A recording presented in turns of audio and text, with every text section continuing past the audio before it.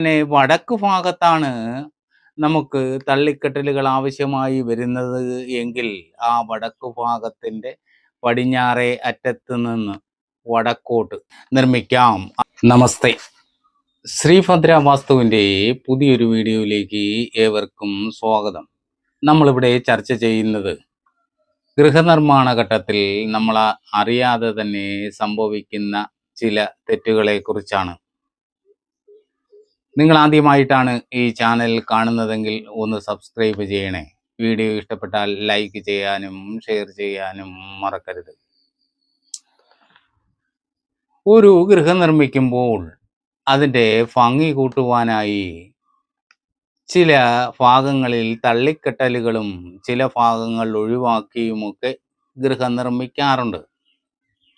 അപ്പോൾ ചിലവ നമുക്കത് ദോഷകരമായും ചിലവ നമുക്ക് ഗുണപരമായും വന്നു ഭവിക്കാറുണ്ട്.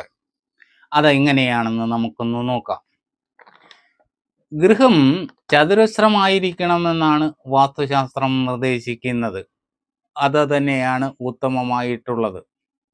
തള്ളിക്കെട്ടലുകൾ വരുമ്പോഴുള്ള ഗുണദോഷ ഫലങ്ങൾ എന്തൊക്കെയാണെന്ന് നമുക്ക് നോക്കാം. അപ്പോൾ ഒരു ചതുരശ്രമായ ഗൃഹത്തിൻ്റെ കിഴക്ക് ഭാഗത്താണ് തള്ളിക്കെട്ടലുകൾ വേണ്ടി വരുന്നതെങ്കിൽ അതിൻ്റെ കിഴക്ക് ഭാഗത്ത് തന്നെ തെക്കോട്ട് മാറി കിഴക്കോട്ട് ചിത്രത്തിൽ കാണുന്നത് പോലെ കിഴക്കോട്ട് നമുക്ക് തള്ളിക്കെട്ടാം. അപ്പോൾ അവിടെ വാസ്തുശാസ്ത്ര പ്രകാരം അത് തെക്കിനെയും പടിഞ്ഞാറ്റിനെയും വരുന്ന ഒരു സ്ഥിതിവിശേഷം വരും. അത് ധനാഭിവൃദ്ധിയെയാണ് സൂചിപ്പിക്കുന്നത്. അതേപോലെ തന്നെ വടക്ക് ഭാഗത്താണ് നമുക്ക് തള്ളിക്കെട്ടലുകൾ ആവശ്യമായി വരുന്നത് എങ്കിൽ ആ വടക്ക് ഭാഗത്തിൻ്റെ പടിഞ്ഞാറേ അറ്റത്ത് നിന്ന് വടക്കോട്ട്, അതായത് ചിത്രത്തിൽ കാണുന്നത് പോലെ നിർമ്മിക്കാം. നമുക്ക് അത് ഭംഗി കൂട്ടുവാൻ വേണ്ടി ചെറിയ രീതിയിലാണെങ്കിലും അഥവാ റൂമുകൾ ഇറക്കി അവിടെ റൂമായിട്ട് ചെയ്യുകയാണെങ്കിലും അതും ഉത്തമമായിട്ടുള്ള സ്ഥാനമാണ്. അപ്പോൾ അവിടെ കിഴക്ക് വടക്ക് ഭാഗത്ത് കാലിയായ സ്ഥലം രൂപപ്പെടും. വാസ്തുശാസ്ത്ര പ്രകാരം തെക്കിനെയും പടിഞ്ഞാറ്റിനെയും ചെയ്യുന്ന ഒരു സ്ഥിതിവിശേഷമാണ് രൂപപ്പെടുന്നത്. ധനാഭിവൃദ്ധിയെയാണ് സൂചിപ്പിക്കുന്നത്. അതേപോലെ പടിഞ്ഞാറ് ഭാഗത്തും തെക്ക് ഭാഗത്തും ഒരു കാരണവശാലും തള്ളിക്കെട്ടലുകളും ഒഴിവാക്കിയുള്ള നിർമ്മിതിയും ചെയ്യരുതെന്നാണ് വാസ്തുശാസ്ത്രം പ്രത്യേകം സൂചിപ്പിക്കുന്നത്. അപ്പോൾ അവിടെ തള്ളിക്കെട്ടലുകൾ ഉണ്ടായാലുള്ള സ്ഥിതി എങ്ങനെയാണെന്ന് നമുക്ക് നോക്കാം. പടിഞ്ഞാറ് ഭാഗത്ത് വടക്കേ അറ്റത്ത് നിന്ന് പടിഞ്ഞാറിലേക്ക് ഒരു തള്ളിക്കെട്ടലുണ്ടായാൽ അത് വാസ്തുശാസ്ത്ര പ്രകാരം കിഴക്കിനെയും വടക്കിനെയും ചേർന്ന് വരുന്ന ഒരു സ്ഥിതിവിശേഷമാണ്. ഇതിന് യമചൂർപ്പം എന്നാണ് അറിയപ്പെടുന്നത്. അത് ഗൃഹനാഥന്റെ മരണത്തെ ആണ് സൂചിപ്പിക്കുന്നത്. അതായത് കന്നിമൂല, തെക്ക് പടിഞ്ഞാറ് ഭാഗം ഒഴിവായി വരുന്നു. കന്നിമൂലയില്ലാത്ത വീടെന്നൊക്കെ പറയാറില്ലേ, അത് തന്നെ. അതേപോലെ തന്നെ പടിഞ്ഞാറ് ഭാഗത്ത് തെക്കേ അറ്റത്ത് നിന്ന് പടിഞ്ഞാറിലേക്കാണ് ഒരു തള്ളിക്കെട്ടൽ ഉണ്ടാകുന്നതെങ്കിൽ ശാസ്ത്രപ്രകാരം അത് തെക്കിനെയും കിഴക്കിനെയും ചേർന്ന് വരുന്ന ഒരു സ്ഥിതിയാണ്. അതിനെ ദണ്ഡം, യമദൈവതം എന്നൊക്കെ പറയാറുണ്ട്. കുടുംബകലഹം, മരണഭയം, ഇതിനെയെല്ലാം അവിടെ സൂചിപ്പിക്കുന്നു. തെക്ക് ഭാഗത്താണ് തള്ളിക്കെട്ടലുകൾ ഉള്ളത് എങ്കിൽ എങ്ങനെയെന്ന് നോക്കാം. തെക്ക് ഭാഗത്ത് പടിഞ്ഞാറേ അറ്റത്ത് നിന്നും തെക്കോട്ട് ഒരു തള്ളിക്കെട്ടൽ ഉണ്ടായാൽ, അതായത് വാസ്തുശാസ്ത്ര വിധി പ്രകാരം അത് വടക്കിനെയും പടിഞ്ഞാറ്റിനെയും ചേർന്ന് വരുന്ന ഒരു സ്ഥിതിയാണ്. അതും മരണഭയത്തെയാണ് സൂചിപ്പിക്കുന്നത്. അതായത് അഗ്നികോൺ ഇല്ലാത്ത ഒരു സ്ഥിതിവിശേഷം.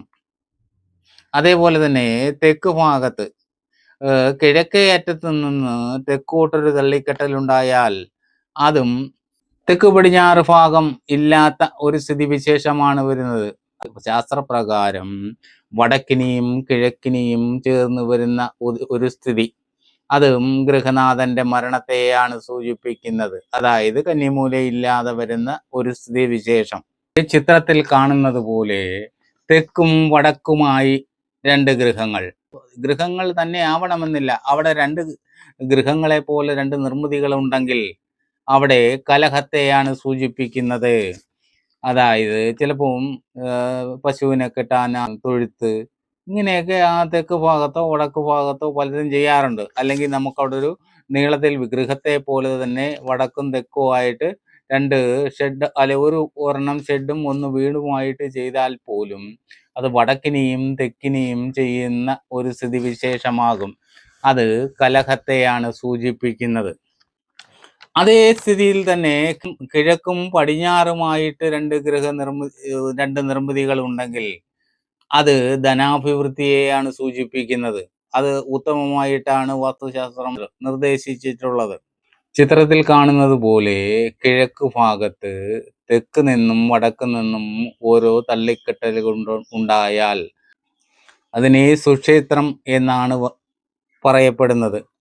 എല്ലാവിധ ഐശ്വര്യങ്ങളെയും സൂചിപ്പിക്കുന്നതാണ് സുക്ഷേത്രം. അതായത് മുൻകാലങ്ങളിൽ സ്കൂളുകൾ, സർക്കാർ ഓഫീസുകളൊക്കെ ശ്രദ്ധിച്ചാൽ നമുക്കിത് മനസ്സിലാകും, ആ ഒരു മടക്കിക്കെട്ട്.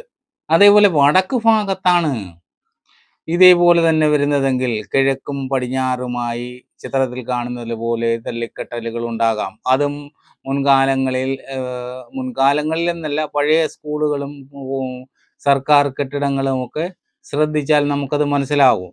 കാരണം ഇന്നത്തെ പോലുള്ള വർക്കുകളായിരുന്നില്ല. അന്ന് പ്രാദേശികമായി തന്നെയാണ് അന്നുള്ള ആചാര്യന്മാരൊക്കെ അത് ആ ഒരു ചിട്ടയിൽ തന്നെ അത് നിർമ്മിതി ചെയ്തു എന്ന് മനസ്സിലാക്കാൻ നമുക്ക് സാധിക്കും. ഇന്ന് ടെക്നോളജിയൊക്കെ മാറി എല്ലാം ആധുനികവൽക്കരിച്ചപ്പം അതിൻ്റെ ഘടനയും ശാസ്ത്രീയതയും ഒക്കെ മാറ്റിമറിക്കപ്പെട്ടു എന്ന് തന്നെ പറയേണ്ടി വരും. അതേപോലെ തെക്ക് ഭാഗത്താണ് കിഴക്കും പടിഞ്ഞാറുമായിട്ട് തള്ളിക്കെട്ടലുള്ളത് എങ്കിൽ അതിനെ ചുല്ലി എന്നാണ് പറയുന്നത്. ഭാര്യാപുത്രാദികൾക്ക് ദോഷകരമായിരിക്കുമെന്നാണ്. വാസ്തുശാസ്ത്ര പ്രകാരം അതിനെ ചുല്ലി എന്നാണ് അറിയപ്പെടുന്നത്. അതേപോലെ തന്നെ പടിഞ്ഞാറ് ഭാഗത്താണ് 2 തള്ളിക്കെട്ടലുകൾ ഉള്ളതെങ്കിൽ അതിനെ ധ്വംസം എന്നാണ് അറിയപ്പെടുന്നത്. അത് പുരുഷന്മാരെയാണ് ദോഷകരമായി ബാധിക്കുന്നത്. ഇതുപോലെ തള്ളിക്കെട്ടലുകൾ മുൻകാലങ്ങളിൽ സർക്കാർ ഓഫീസുകളിലും അതേപോലെ സ്കൂളുകളുടെയൊക്കെ രൂപഘടനയിൽ ഇങ്ങനെയൊക്കെ ചെയ്ത് കണ്ടിരുന്നു. അപ്പോൾ ആ കാലത്ത് ഈ ഗവൺമെൻറ് തലത്തിലൊന്നും ആയിരിക്കത്തില്ല കെട്ടിടങ്ങൾ നിർമ്മിച്ചത്. അതായത് സ്കൂൾ അധികൃതരും പ്രാദേശികമായിട്ടുള്ള ആചാര്യന്മാരും തമ്മിൽ ചേർന്ന് നിർമ്മിച്ചിട്ടുള്ളതാണ് എന്ന് നമുക്കത് മനസ്സിലാക്കാൻ സാധിക്കും. ആയതുകൊണ്ട് തന്നെ നമ്മൾ ഇത്തരം തെറ്റുകൾ സംഭവിക്കാതെ ശാസ്ത്രം നിർദ്ദേശിക്കുന്ന രീതിയിൽ ഗൃഹനിർമ്മിതികൾ ചെയ്യുവാൻ ശ്രദ്ധിക്കുക. എല്ലാവർക്കും നന്മകളുണ്ടാകട്ടെ. ഇങ്ങനെയുള്ള വീഡിയോകൾ കാണുവാൻ നിങ്ങൾ ഈ ചാനൽ സബ്സ്ക്രൈബ് ചെയ്യുക, അതുപോലെ ഷെയർ ചെയ്യുക. അടുത്ത വീഡിയോ കാണുന്നത് വരെ നിങ്ങൾക്കെൻ്റെ നമസ്കാരം.